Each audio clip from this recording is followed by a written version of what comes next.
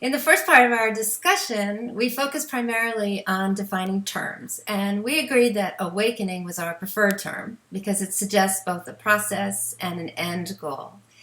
Today, we will focus primarily on the self-transcendence aspect of awakening, or what is traditionally known as not self.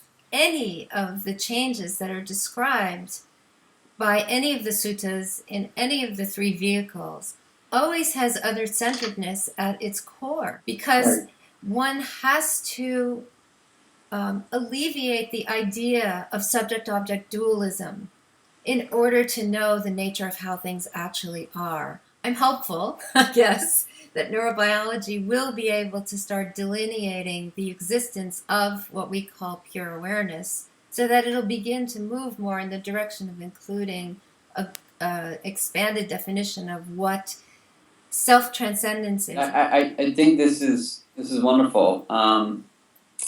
And again, I think we can go back and forth between the Buddhist models of mind and the sort of more Western analogs to come up with a integrated way of understanding the self-transformation that's happening through these practices. And you know, those who do these practices in a serious way, beyond just 8 weeks, you start to have these sort of mini awakenings, right? And if we can capture those from a neurobiological perspective, we can see those as sort of a biomarker for progress along the path.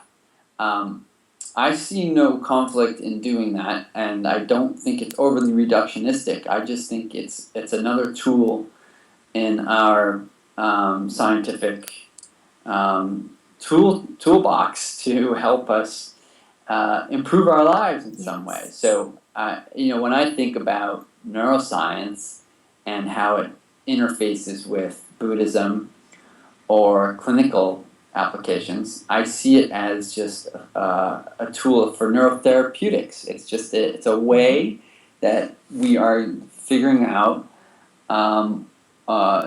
another lens that can look within and determine more objectively where we are and see what's happening. From the Buddhist point of view, habits sort of refer to this fourth aggregate, right, out of the 5 aggregates, right?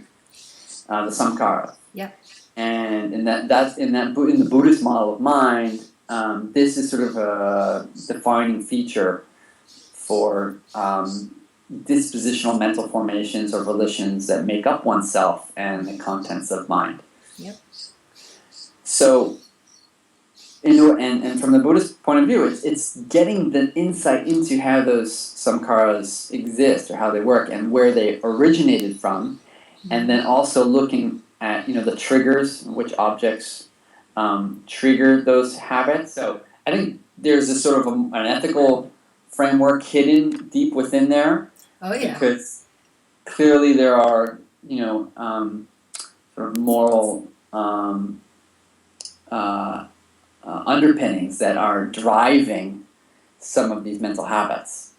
And so the idea there is to disentangle what's going on in the mind from the actual ethical side of things, why they may be wholesome or unwholesome, why they may be negative, and what is the craving or clinging that's originating or that's leading to many of these negative types of thought processes. Yeah, I think evolutionary psychology has some part to play here in that investigation, because the Buddhist texts are very interesting when it comes to the sankharas, or volitional formation, and I know I spent a lot of time in my book on this, but they're a mix of what modern terms we might describe DNA-type traits that we inherit. The texts are very clear about the sankharas being these habits that are held as seeds in part of the psyche, as they would describe it. And when certain triggers show up, those seeds get expressed, and we have these habitual ways of perceiving and behaving and feeling and thinking that are rooted so deeply in the makeup of the human being. And though Buddhism didn't have the genetics and they didn't have neurobiology, they describe all of this very beautifully.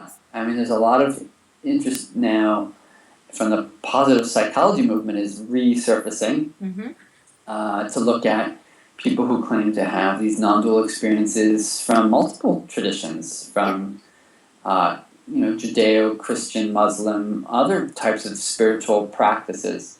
Are they going to look similar to a Buddhist experience of non-duality?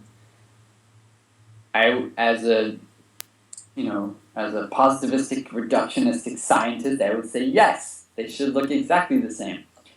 I think a Buddhist would agree with you, actually, because awakening is just a human trait. It's just a human trait, and it has something to do with existing in this reality that we all share. Yeah. So I think that's another sort of level here that we're starting to explore. People are very interested in it. I'm involved, in studies that are looking beyond Buddhism. So I think that'll be interesting to see if those studies map onto the grand scheme of things in a very similar way. People who are willing to have some kind of regular meditation practice, they move faster along their path to liberating themselves from whatever they came in to work with that was challenging them in their lives. I've seen that over and over again. I don't force my patients to meditate because I give a lot of in-the-moment, informal mindfulness practices in which they can recognize awareness and have the insight they need to in the moment. But right. I do let them know that in terms of really changing their neural framework, that some kind of practice, whatever that's going to look like, is appropriate and necessary. Yeah, no, and you made a few good points that I wanted to emphasize. There's an interest in looking at it from not only the neurobiological, but a new sort of form of cognition, like embodied cognition. And if we take the more cultural, contextual sort of framework of understanding mind and what wisdom is, and what that insight is that helps people move and change their trajectory to more adaptive ways of thinking. What is that mental substrate that is arising for them as wisdom, or maybe sampajanya, as that clear comprehension? What is it that, so for example, there's one psychological process that happens for people that I think is one of the critical shifts that we don't have a good understanding yet neurobiologically. You may see this as a clinician, but this idea of decentering. Yeah.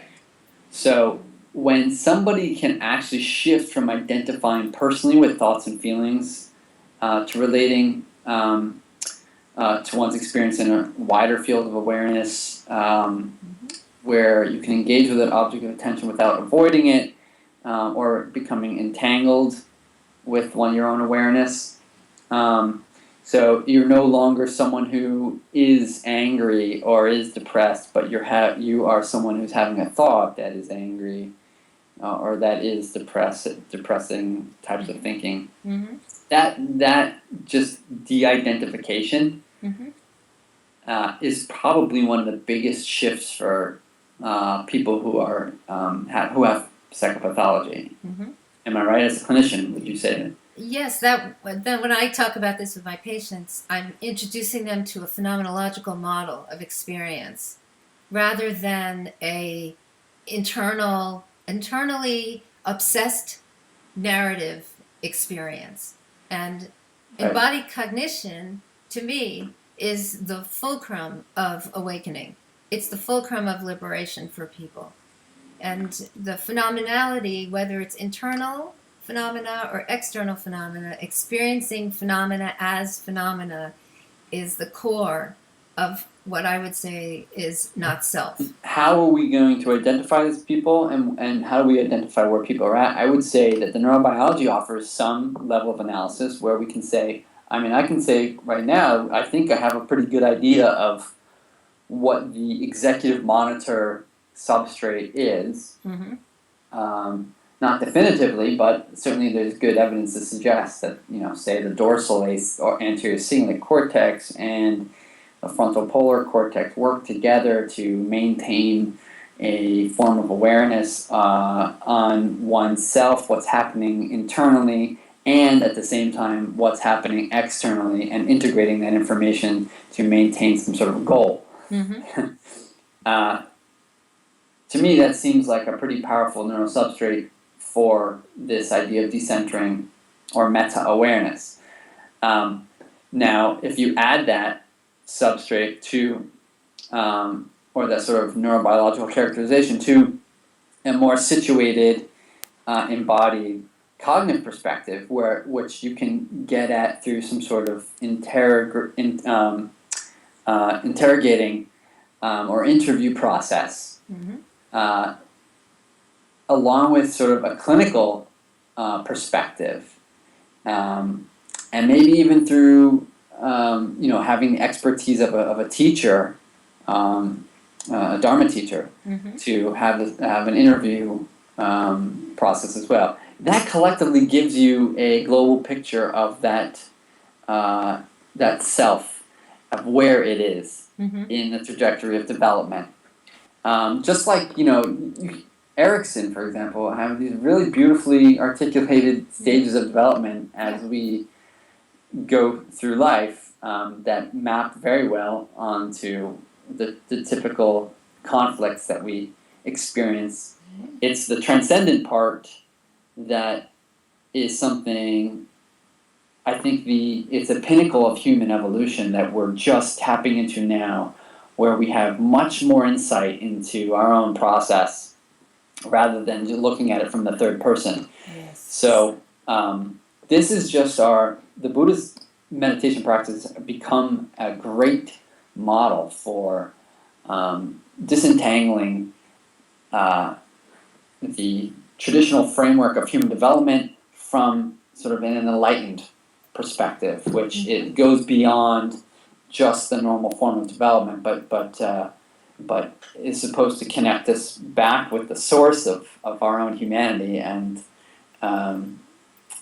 make us all one. The difference somewhat between the Buddhist teachings and some of these other methodologies is that the Buddha himself was so interested in the functioning of mind. This is a tradition in which the first person research into how mind functions doesn't really exist in any of these other traditions. There's some of it in the Upanishadic tradition. In the Samyutta Nikaya, the Bara Sutta is really a great example. This is the sutta on the burden, where the Buddha basically describes what is the burden that every one of us is suffering under and is keeping us from experiencing full awakening. And he described that burden as the 5 aggregates which are subject to clinging. That sense of the form I'm in is solid and permanent and real. And I actually believe fully that this is a separate form from everything else. That's one. The feeling tone of any percept that happens to come in to any one of my 5 senses or into the sense base of mind, that Vedana, the feeling tone that you described before, the pleasant, unpleasant, neutral, and what that does at the level of the body, because frankly, emotions live at the level of the body. And that information is perceived at the body first, and we have our quick nervous system responses to the feeling tone of experience that happens long before we are conceptually having any kind of thought about it. We're already responding to it. So the Buddhists knew this. They knew that they have these kinds of basic aversion or attraction to experience. And then, of course, after that is then conceptualizing and categorizing whatever it's perceiving, which the Buddhists called perceptions, which is the third of the aggregates. And then, of course, the formations, which we discussed earlier, which leads to whether or not we cling to it or we become it. and we act on it. And so this is the burden. And the Buddha says that's the basic burden, and that burden then leads to our identity. Our identity is what forms what we habitually want and what we habitually don't want. Mm-hmm. And our slavery to our habitual wants and not wants, based on lots of things, including what our culture tells us we should want, he pointed to that. And then he basically said there is a way to lay down the burden, which is the path of not self. That's the only way to lay down the burden, which is to clearly see these five aggregates as they are, which is just constructions. That they are not some truth about the nature of our person. They are a collection of beliefs and perceptions that we act on, believing very firmly that these are true and these are who we are. I would try to revisit what we mean by no self, because that seems to be the most difficult concept for people. Absolutely. And when a lot of people start practice, they, everyone knows that there's supposed to be some dissolution of self, like it's dissolving, right? Well, no, not really. Well, in some sense, it is, right? You're dissolving. You have to first dissociate. I mean, you're actually encouraging people to dissociate in a way. You're asking them to take a third-person perspective on one's own existence and look down and see who you are. Give yourself the inner reflection without being within oneself. Allows you to have that dissociative experience to get a better perspective on who you are and what your patterns of mind are like and behavior. That dissociation that's happening is just a natural part of this meta-awareness skill that's developing. But that's freaky to a lot of people. Say, as a clinician, knowing what dissociation actually looks like in the room, there isn't anything about not self, to me, that's dissociative. And the reason I say this is because, unlike many people who think it's a dissociative process, I actually think it's a full stepping in process.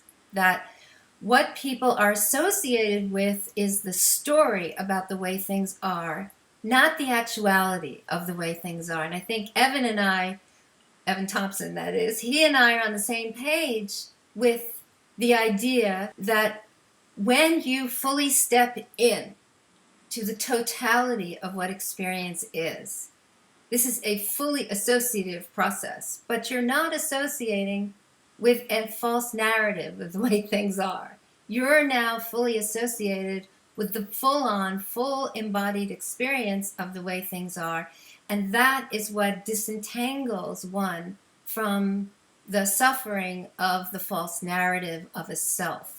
I would agree with that, but through the process, we have to at least throw it on the table here that there is a dissociative component that occurs, even through the process of noting and labeling.